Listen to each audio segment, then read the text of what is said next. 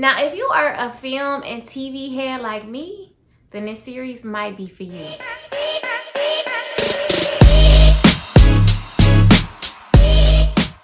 On Decoding Self-Love, one of the questions that we're going to be gauging is, and I want you all to join me in this journey of answering the question, is this character their own it girl? So we're going to talk about what is an it girl, what does that look like, but we're going to analyze it through these characters, these TV and film characters, okay? So I want y'all to really pay attention when y'all watching these shows with me. Really think about this question. Is this character their own it girl at the moment? And it's okay if they are or if they aren't. But that's what we're here to talk about. So if you're ready, get your popcorn, get your wine, or whatever your vice is, and let's hop right in. First up is a series that I fell in love with, Harlem, on Amazon Prime. Now, I feel like this is a safe time to talk about Harlem season 1 and season 2 at this point. But if you have not watched the show, fair warning, there will be spoilers. So I highly recommend that you watch both seasons. You can watch this video if you want to, but there will be spoilers. But if you're like me and you don't mind a little spoiler because you have anxiety, then let's get it. Let's get it. Hey. This series, it really highlights acts of self-love, but also acts of self-sabotage. And that's what we're going to get into today. I'm excited. Look like you have an apnea. Now, first up, Camille. We're going to start with Camille. And you probably can tell from the look on my face and the tone of my voice that Camille is not my favorite character. She is not. The girl gets on my nerves, okay? Gets on my nerves. Anywho, so let's start off with season 1.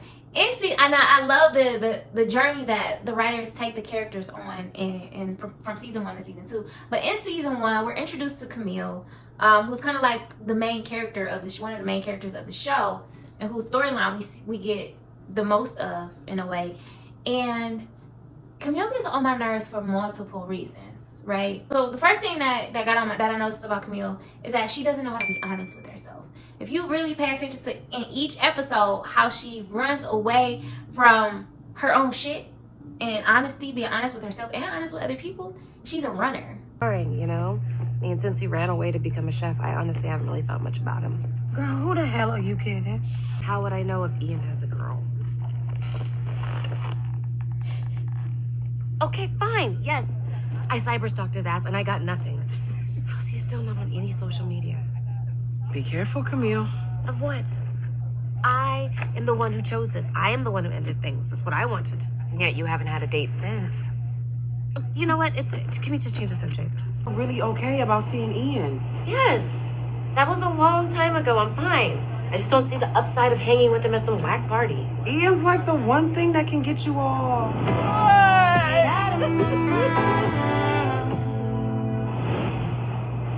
That was a long time ago. Okay, I appreciate the concern, but I am fine. Number 2, she cares way too much about what other people think. Like, way too much.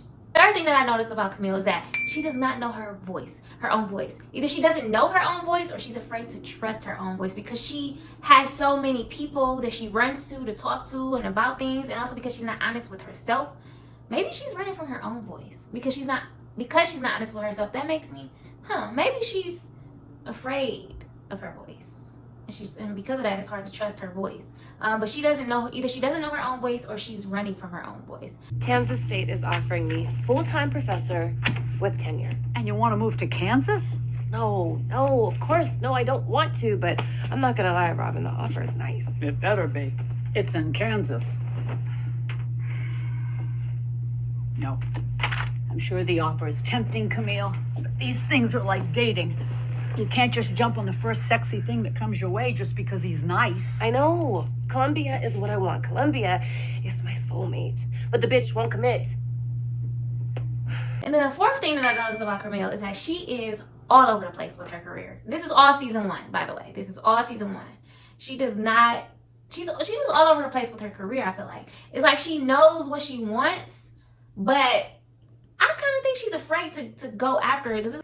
She is all over the place. And I love that Whoopi, I can forget what Whoopi Goldberg's character name is, Dr. Pruitt. I love that Dr. Pruitt be putting her in her place in season 1 because somebody's got to do it because Camille is all over the place.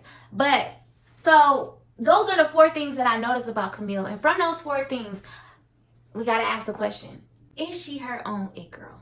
My answer would be no. Based on those 4 things, my answer is no. In season 1, Camille is nowhere near being her own it girl because she's not honest with herself. She runs from her shit. She cares what other people think about her.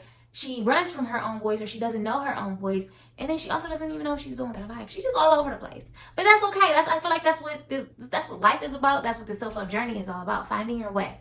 Now, as we progress to season 2, season 2, they took us for, I was really excited to see what happened. I was hoping that her and Ian would get back together. Even though I did like Jameson. Jameson was, listen.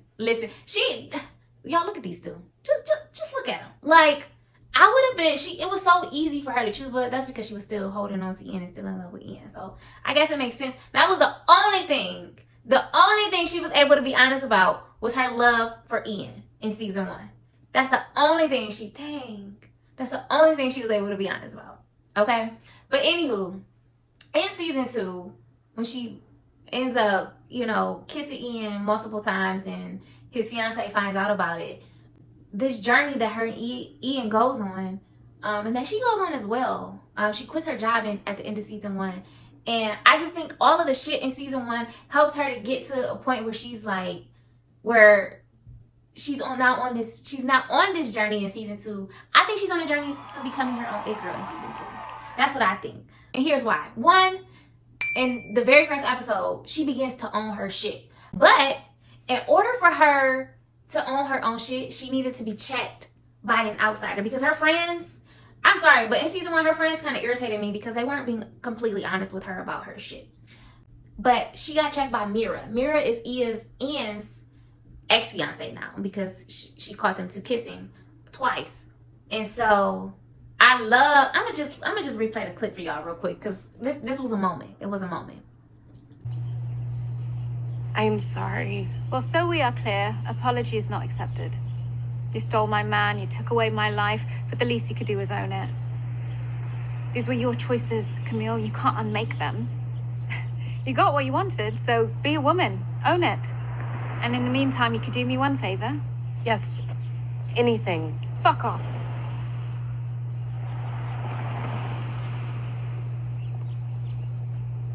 Mira.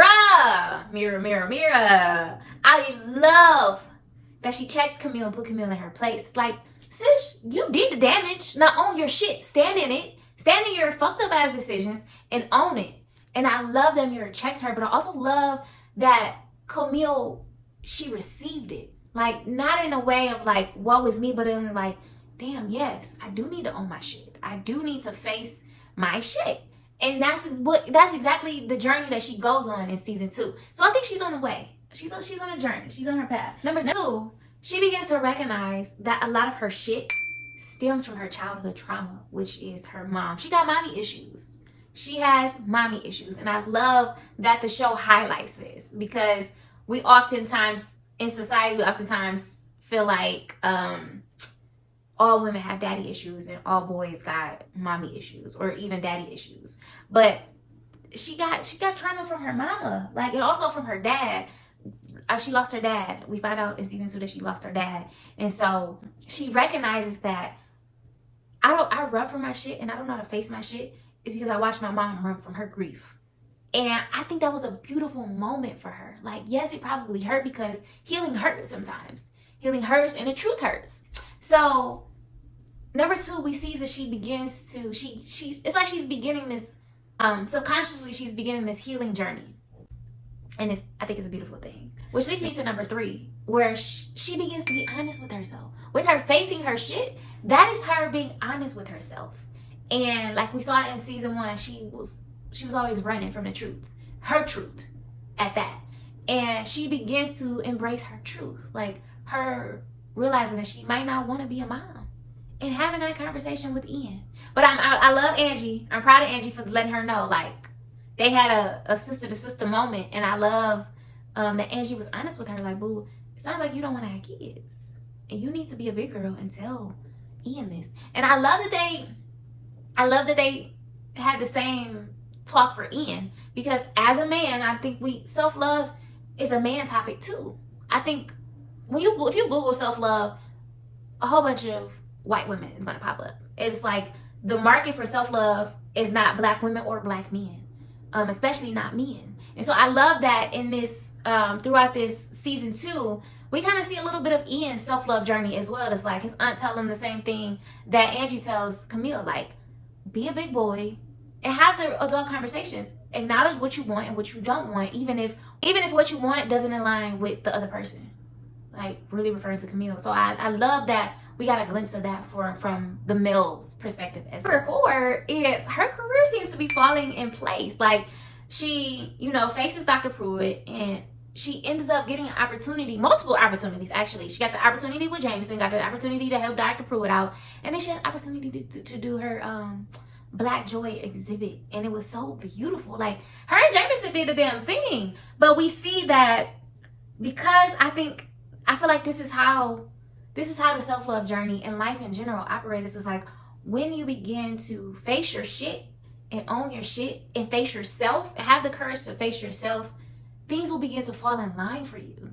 And I love that we see this with Camille, because it's like for season 1, her career was not on the uphill. Like, it was a downward spiral for her. But in this season 2, you see her grow as a career woman as well. I think she's on her way. I don't think she's arrived yet, but she is definitely on her way to being her own it girl. Because she definitely wasn't in season 1. But I think in season 2, I would say she's on her way. So oftentimes, TV and film have a way of mirroring reality back to us, whether it's our reality or the reality of the world. That's one of the things I love about film and television, is that oftentimes it has a message, or it mirrors back to us what we might look like or what society looks like. And I think with Harlem, it mirrors back to, for me, I think that's why I fell in love with it so much, because it was mirroring things to me. And it actually helped me on my healing journey, for real. Related to Camille and her habits, if you saw yourself in Camille, here are a few things that you can begin to practice and implement in your life to help you do the same thing that Camille is doing. Become your own it girl. All right? 1, prioritize self-care. Not just the cute mani-pedi, hair did, nail did, AE. Not just that. I'm talking about the internal stuff. Therapy, journaling, healing, all of that. Prioritize self-care. In season 1, that's something Camille did not do. She did not prioritize. She kept missing therapy. She did not prioritize self-care. And she needed it the most, like real bad. So if you related to Camille in either season, well, the first thing I would do is to prioritize self-care, including therapy, because sometimes it's really hard to see your own bullshit. Like, I think Camille was really blinded to her own bullshit, because when you're in this comfort zone and you're in this cycle, it's really hard to see the cycle until an outsider, which was for Camille, it was Mira. Mira is the one who kickstarted everything for her, which she was an outsider. And it's the same with therapy. Therapists are outsiders of your life, so they don't really have the full picture of you or your situation. They only have what you tell them, but they're able, because they're skilled at it, well, at least most of them are skilled at it, to help you to begin to unpack and guide you on how to unpack all of your bullshit, so that you can walk in that path of freedom and healing and joy and peace.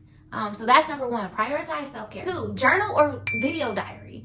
I think because Camille had a really hard time either recognizing her voice or trusting her voice, that journaling would help her. I think journaling would help her to hear herself and to see to recognize patterns. Like, journaling, and if you're not a writer, then do a video diary. Like, record yourself or do voice memos, your thoughts, your feelings.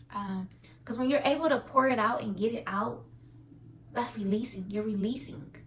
And that'll give you some type of guidance on how to move forward. So that's number 2. Practice self-awareness, and you do this by facing your shit. Have the courage to face your shit. Like, I'm telling you, yeah, it hurts. I'm sure it hurt Camille to hear these things, to hear the shit that Mira said to her. I'm sure that hurt. I'm sure it hurt to acknowledge the fact that she might not want to have kids. I'm sure it hurt for her to have that conversation with Ian. Like, I don't know if I want kids and you want kids, so this probably ain't gonna work out. It's not gonna work out. I'm sure that shit hurt, but she did it. And we don't get to see how it ends, because that's where they end at. But I'm kind of excited for season 3, because I want to see, like, how does she progress? How does she grow? And I'm sure, I don't know, like I said, I don't know if the self-love journey is the intention of the writers, but me being me, I'm like, okay, this is the lens that I've been watching it from. And so I'm excited about it. So if you can relate to Camille, those are the 3 things that I would suggest to include in your strategy of becoming your own it girl. Prioritize self-care, journal or video diary, and begin to practice self-awareness. And if you need more tips about self-awareness or this journey, check out my ebook, my first ebook, Loving Yourself Whole. This is Loving Yourself Whole is just about loving yourself, flaws and all, loving yourself through the mess. And I think Camille is beginning to do that. She's beginning to love herself through the mess by being honest, facing her shit, and embracing what comes with it. And I love it. I love it. I love it. I love it. There were a few spoilers, but I told y'all, watch the show. Go watch the show if you haven't watched it already, or watch it again, because I've watched even season 2. I've watched it multiple times already. But next week, the next video, we're going to be talking about Quinn, and I'm so excited about it. So subscribe to the channel so you'll get the notifications about the next video, which is Quinn. We're going to be focused on Quinn. And if you've watched the show already, comment below, like, what are your thoughts on Camille and her self-love journey? And, like, do you agree with me or do you disagree that Camille is or isn't her own it girl? Like, what are your thoughts on Camille and the things that I just talked about in this video? Comment below, share with a friend, invite them into the conversation, and also subscribe to the channel so you can get the notifications about the next video. All right, y'all? And remember to live, laugh, love yourselves. All right, y'all, I'm out. Peace.